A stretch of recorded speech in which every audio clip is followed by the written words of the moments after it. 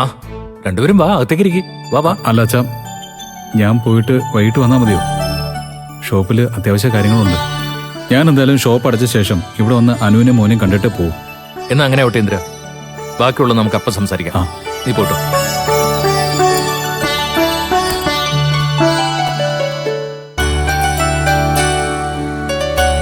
Gate തുറക്കും.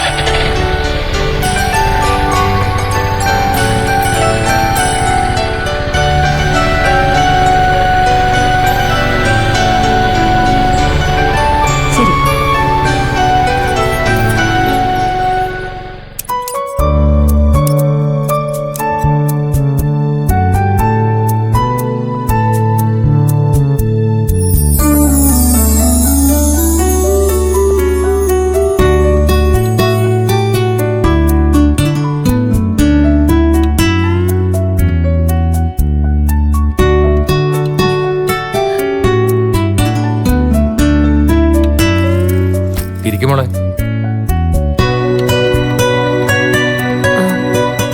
അച്ഛാ, വിനയനുമായിട്ട് വേറെ പ്രശ്നങ്ങളൊന്നും ഇല്ലല്ലോ? ഇല്ല മോളെ, ഒരു പ്രശ്നമില്ല.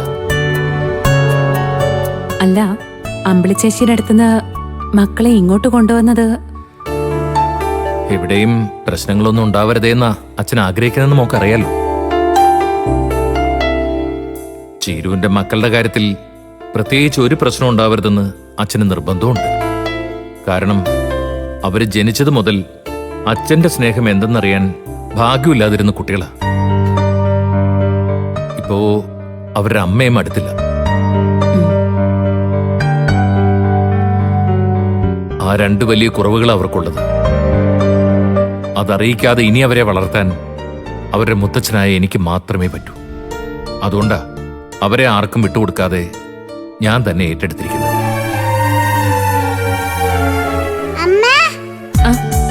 ആഹാ, മുത്തച്ഛന്റെ മക്കള് വന്നോ?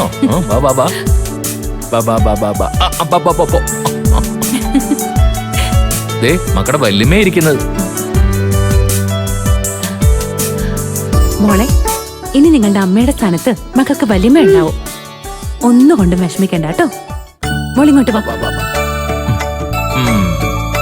ഇവിടെ ഇരിക്കും.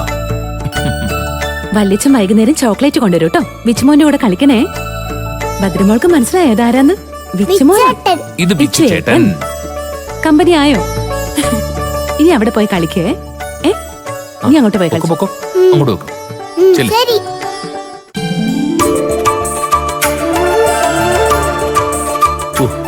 സമാധാനായി. പിള്ളേര് തമ്മിലെങ്കിലും വഴക്കില്ലല്ലോ.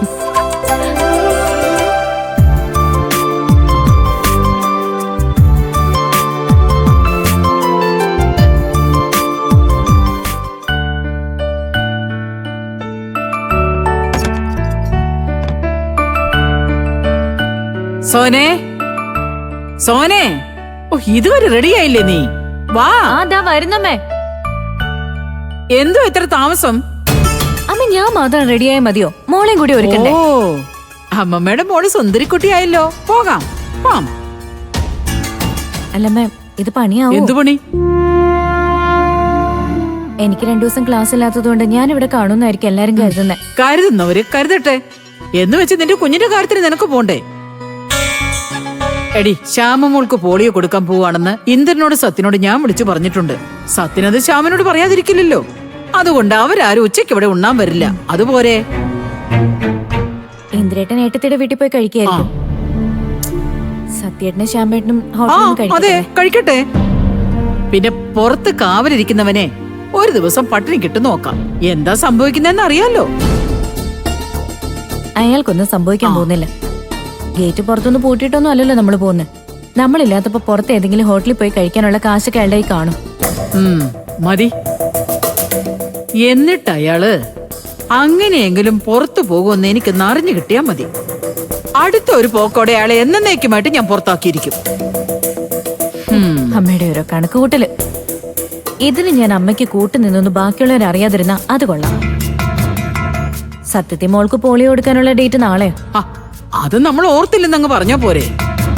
കുഞ്ഞിന്റെ കാര്യത്തിൽ നമ്മൾ കള്ളം പറയുന്ന ആരും വിശ്വസിക്കില്ല. നീ ഒന്ന് അറിയിക്ക, നമുക്ക് പോവാം. വാ, നടക്ക്.